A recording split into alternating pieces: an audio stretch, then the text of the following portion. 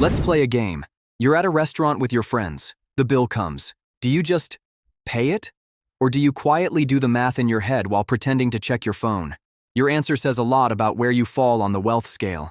And today we're going through every single level, from sleeping on the street with nothing to owning a yacht so big that an entire city had to demolish a historic bridge just so it could pass through. That actually happened. We'll get there. Level 1. Homeless. Imagine your entire day is just one question.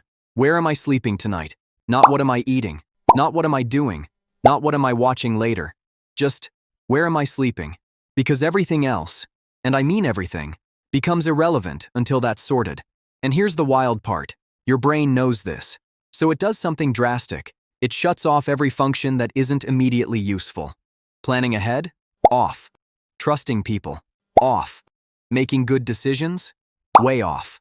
All of it gets cut so your brain can run one program, survive the next few hours. This is why people on the outside look at homeless people and go, why don't they just get a job? Because getting a job requires planning, patience, showing up consistently, trusting strangers. And your brain has deleted all of those to keep you alive today.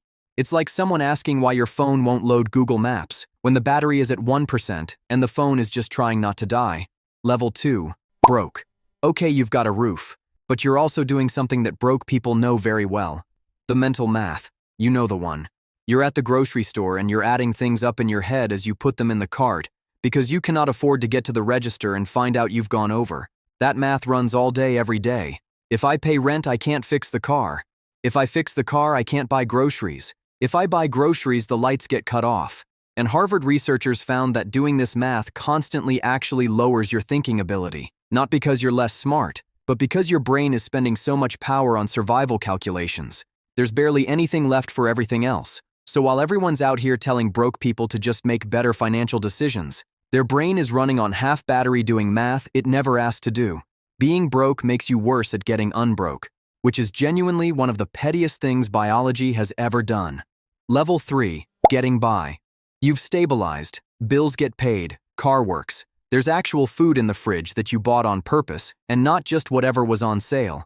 From the outside, you look completely fine, which is exactly the problem. Because at this level, you're basically one bad week away from everything going sideways. A medical bill, a car breakdown, a dentist visit you've been avoiding for 2 years. Any of those, and suddenly you're back doing the grocery store math. About 40% of Americans can't cover a surprise $400 expense without borrowing money, by the way. $400. So you live carefully, very carefully. You don't order the extra thing at dinner. You say, I'm good when people ask if you want anything. You screenshot things you want to buy and revisit them 3 weeks later to see if you still want them. You are surviving, just very quietly and hoping nothing goes wrong. Level 4. Middle class. Stable job, decent salary. You can go to a restaurant and not do the math. The panic is gone, and honestly, it feels amazing. For about 6 months. Because here's the trap nobody told you about. The second you stop worrying about survival, your brain immediately finds something else to be miserable about. And that something is everyone around you doing better than you. The coworker who just bought a house in a nicer neighborhood. The guy from high school who's apparently doing incredibly well based on his Instagram, which you definitely don't check obsessively. The couple on your feed who are somehow on vacation every single month. Suddenly the comfort that felt like a win starts feeling like you're falling behind. Research shows happiness basically stops improving past a certain income. You got the stability, you got the relief, but the anxiety didn't leave. It just swapped what it was worrying about. Instead of, will I make rent? It's now, will I ever actually get ahead? Same anxiety, new outfit, still annoying. Level 5. Upper middle class. 6 figures, good neighborhood, savings account that doesn't make you want to cry when you open it. And something quietly shifts here that's hard to explain until you've felt it. You stop thinking about money all the time, which sounds obvious, but it's actually massive. Because when money stops being the background noise in your head 24 hours a day, you suddenly have mental space for things that actually matter. Hobbies. Real hobbies. Not, I watch YouTube to decompress from stress. Hobbies. Actual interests. Actual relationships. Actual fun. Life starts feeling like it belongs to you. But here's the catch nobody mentions. Your tastes upgrade automatically, and without asking your permission. The restaurant that felt fancy 2 years ago now feels just okay. The vacation that felt like a luxury is now just the baseline. Your brain quietly moves the goalposts while you're not looking, so you're more comfortable than most people on the planet, and you're already eyeing the level above you. Brains are annoying like that. Level 6. Rich. Multiple millions. No mortgage stress. You have actual options. And the thing that changes most at this level isn't what you'd expect. It's not the cars. It's not the fancy dinners. It's time. For most of your life, time and money were constantly being swapped against each other. You wanted to rest, but needed another shift. You wanted to eat better, but couldn't justify the price. When you're rich, that swap disappears. You just buy time back. You hire people to do the things you hate doing. You fly direct. You skip the waiting room. You pay for the version of things that doesn't waste your time. And for a while, this feels like you've unlocked a cheat code for life. But then your brain does what it always does. It adjusts. First time in business class? Magical. 10th time. It's just the seat.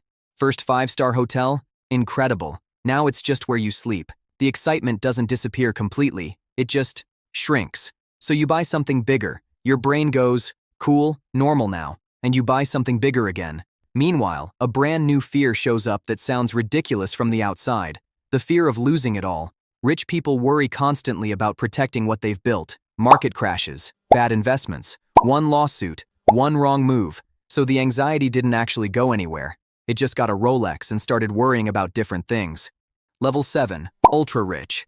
9 figures. 10 figures. Private jets. Your own island. A staff that manages your staff.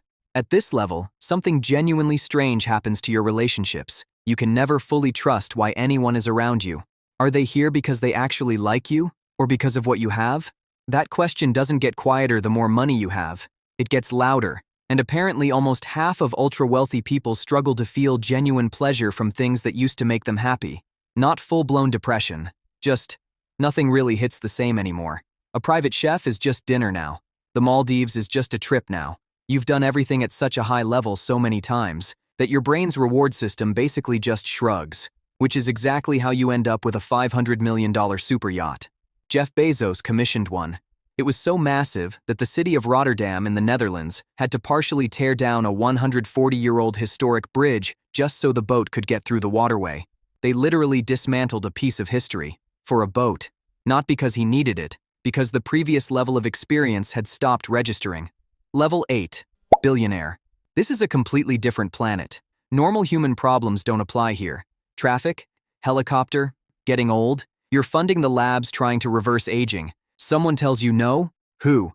And something psychologically fascinating happens when no normal human problem applies to you anymore.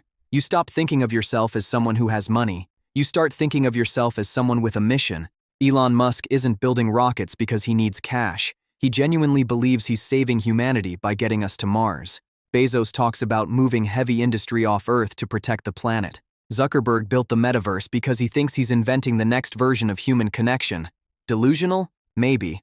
But when you have $100 billion and literally no one around you can tell you no, the line between visionary and completely off the rails gets real blurry real fast. And here's the kicker.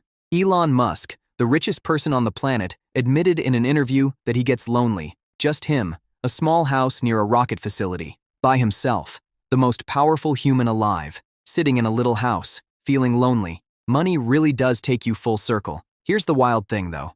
At every single level, people are convinced the level above them is where they'll finally feel okay. The homeless person thinks a roof will fix it. The broke person thinks stability will fix it. The rich person thinks protecting what they've built will fix it. The billionaire is sitting alone in a little house, still trying to figure out what will fix it. The number keeps changing. The feeling never does.